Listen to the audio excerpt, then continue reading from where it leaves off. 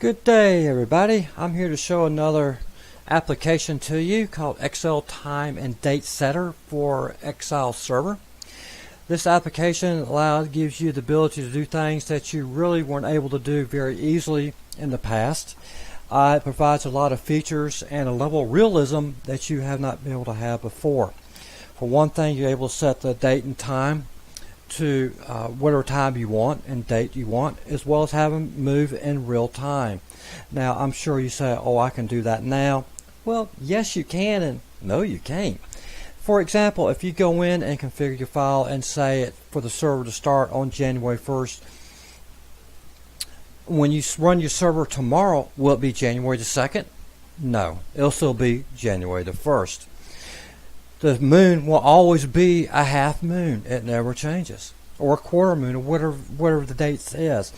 So, yes, you can change it, but every time the server reboots, you have to pause it temporarily, go in, modify the files, put them back on the server, and restart the server, then it'll do it. And who wants to stay up all day and not every day doing this?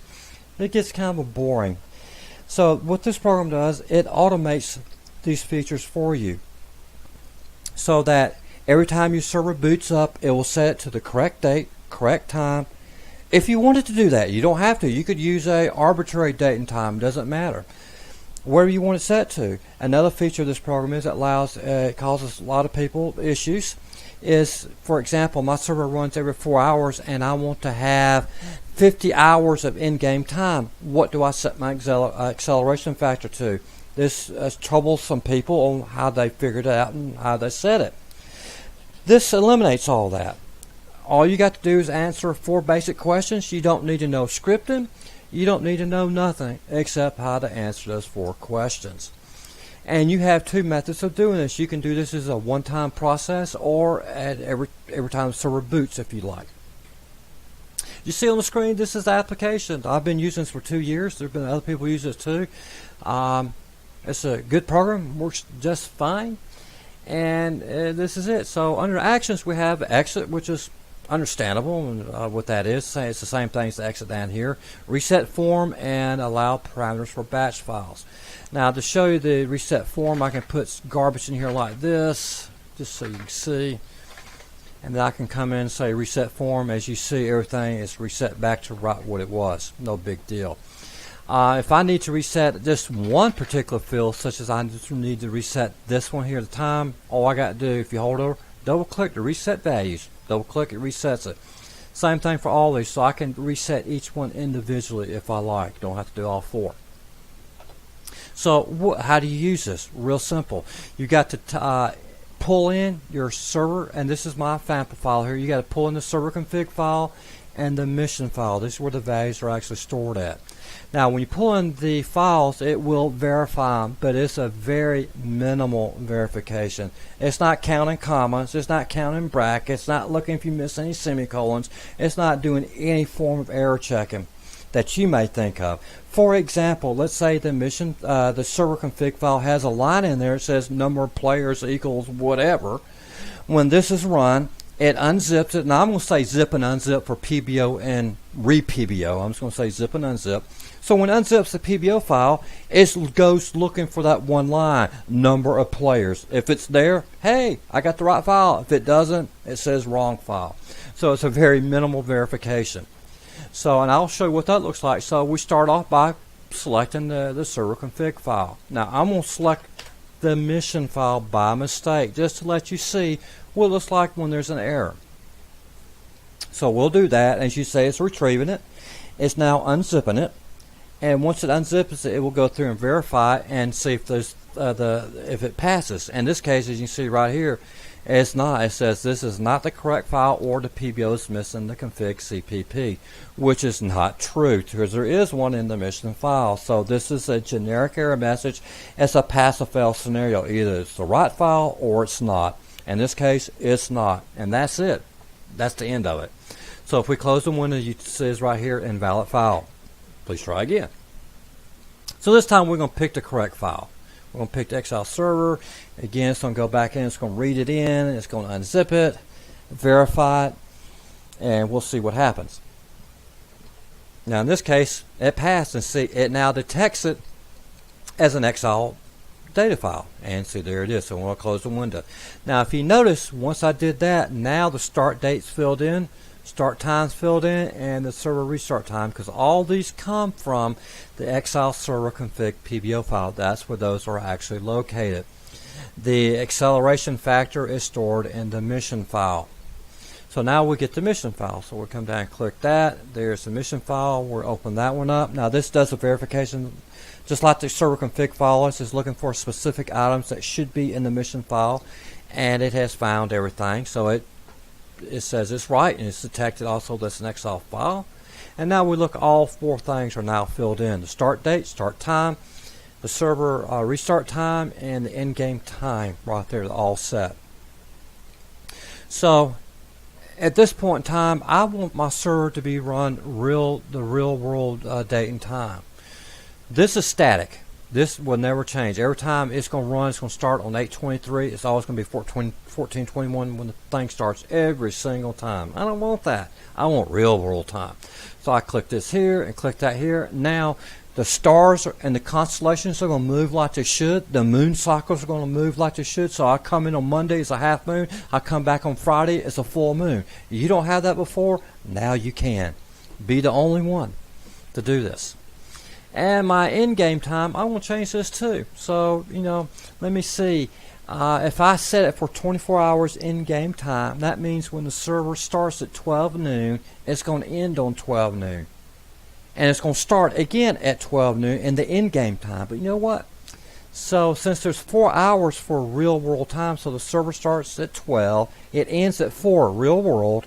I want the server to start at 12 and when it reboots, start at 4. So what I need to do, 28 hours, 4 for 1 day, 4 hours for the reboot time, or cycle time, so that gives us 28. Now at this point in time, we're done.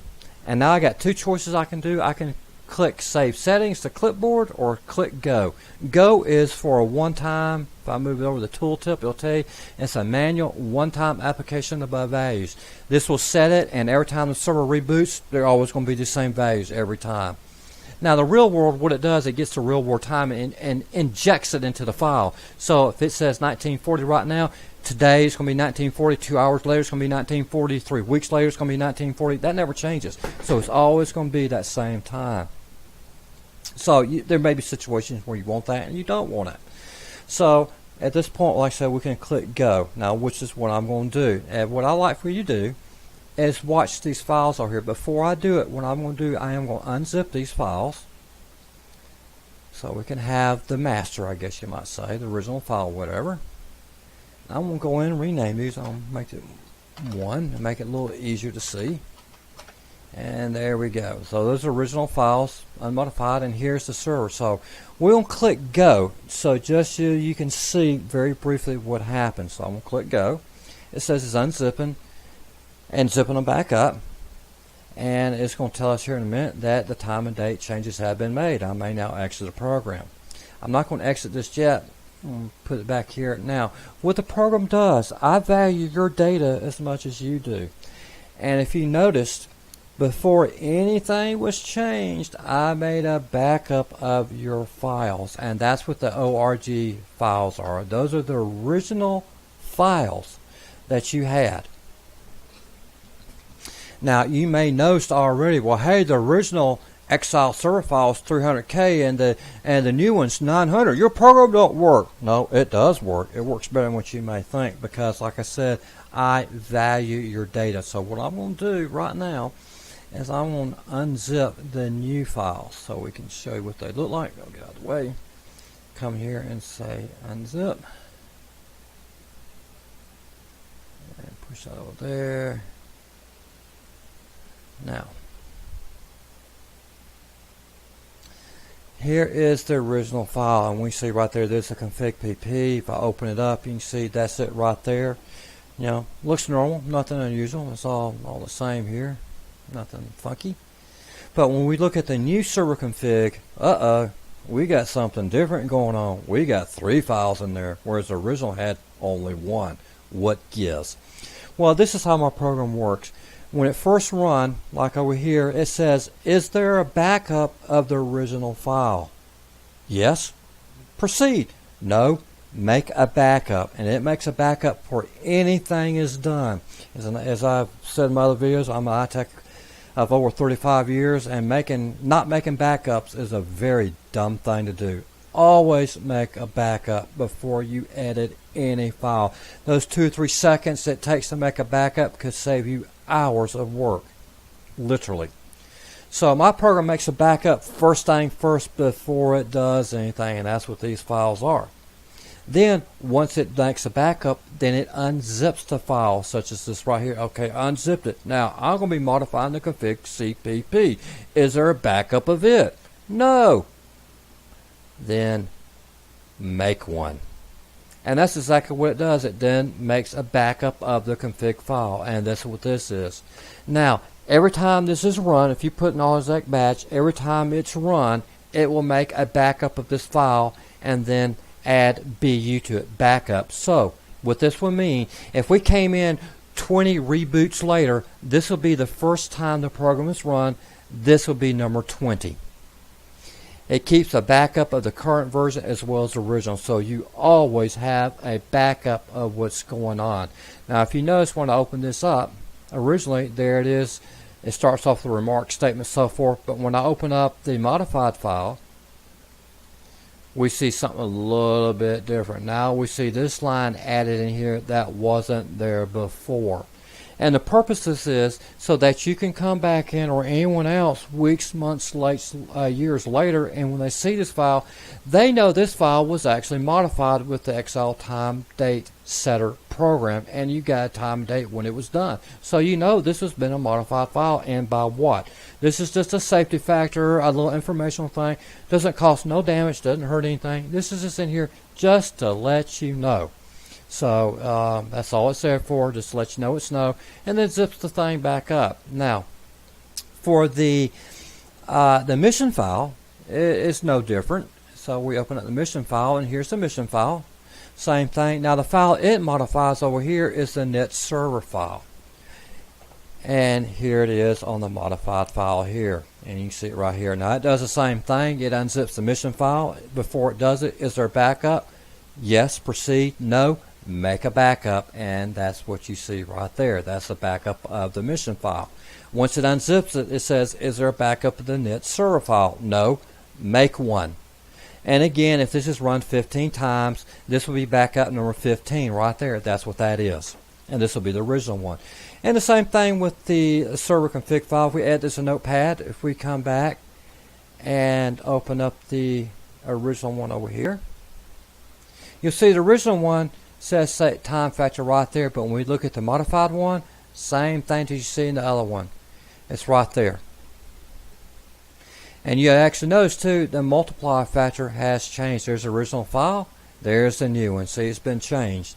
And here's what says the same thing, it's been changed and modified. This is just for informational, also let you know that it has been changed, and so that you know that it has been modified.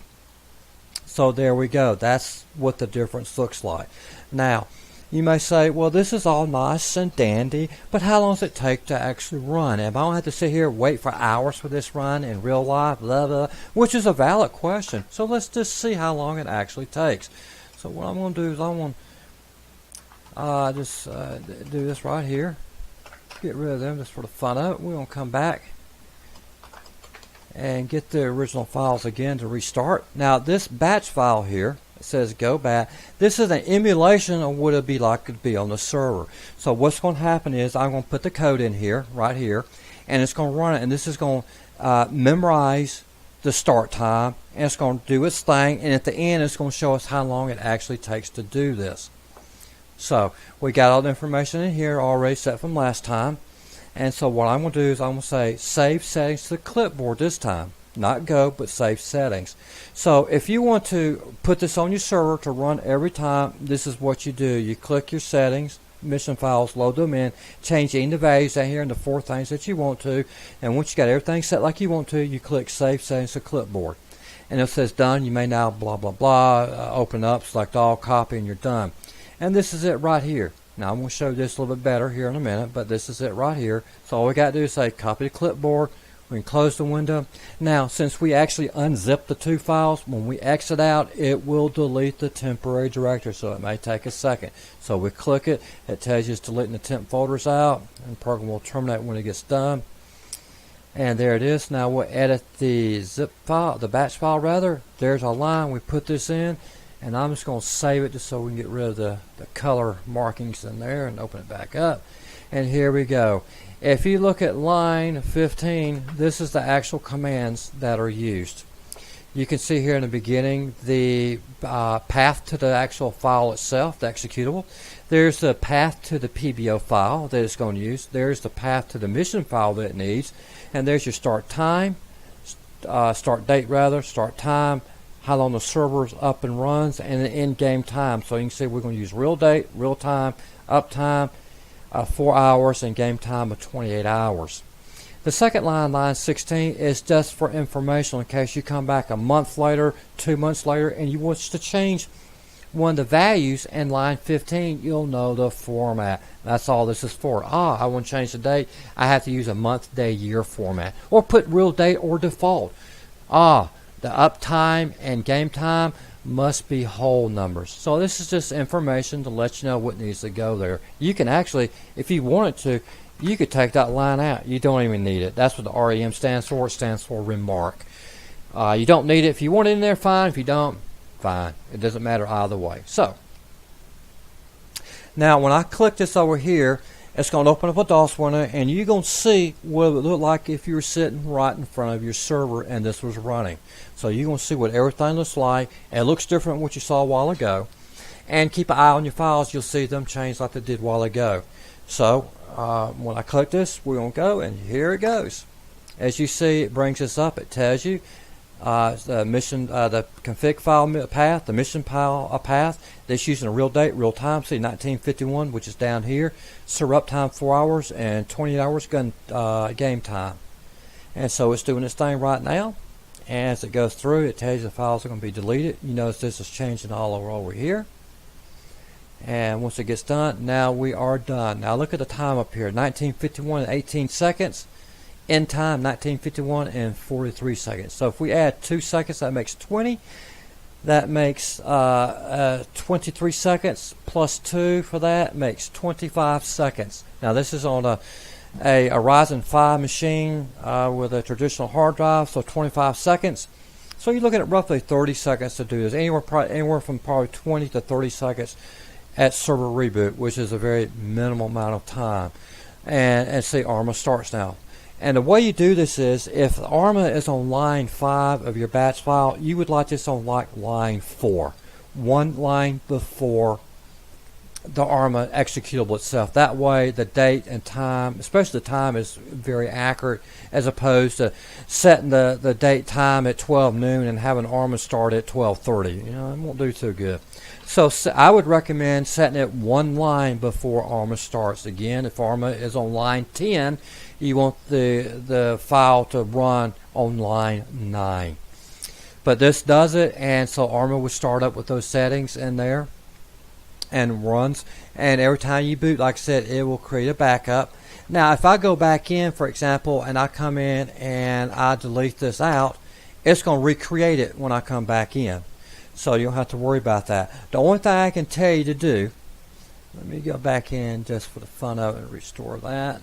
So if I come back in and let's say I changed my mission file or my server file. Let's say, well, let's use a silly example. Let's say I had 10 missions going in my mission file and now I have 20. If I unzip this and take a look at it, this mission file is going to have the things from the 10. So if you change anything in your mission file or anything in your server config, you want to delete these out. So when you edit your mission file, when you get done, you want to come in, you want to delete these 2 files out. This will force them to recreate new ones. So you always have a new data. You don't want to, for example, have 10 missions in there and you make a change and you add 20 and something blows up and you go restore the data, well, guess what? The data file is going to have only 10 things and not 20. So don't do that. Always delete out the backups before you start to ensure that you have a correct backup, not some old outdated. It's like 10 years ago you made a backup of Windows 95 and now you're running Windows 10 and you need to restore your backup. Why are you restoring Windows 95? It's kind of silly. So just make sure you have a current backup. But this is the program. It works very nice. I've never had any issue with it. If anything should happen, it'll be the config or the PBO file gets corrupted for whatever reason. If it does, just stop your server and restore your backups. That's all you got to do. Just going for example, my server config got deleted. Silly example. What do? Well, you go back in, you say copy, paste, go down here. Now you got it back. That's all you got to do. But bear in mind, this will be the unmodified version. But your batch file will correct it. It'll put everything back like it should. So you're not going to be actually out anything. It will correct itself. But this is a program, like I said, allow you to have real-world dates and times in here, to start the server at real time, have your server run in real time if you want to, every time. Constellations will move like they should. The moon phases will move like they should. All this you never could do before, but now you can. It's a good program. It's a simple program. But if you have any questions, ideas, complaints, suggestions, bugs, which you shouldn't, but if you have anything you wish to communicate, feel free to contact me via the YouTube, or you can find me on exilebot.com if you look around. But if you have any questions, comments, anything, be sure to let me know. I appreciate your time. I hope you enjoy the program and have fun with it. Thank you much. Goodbye.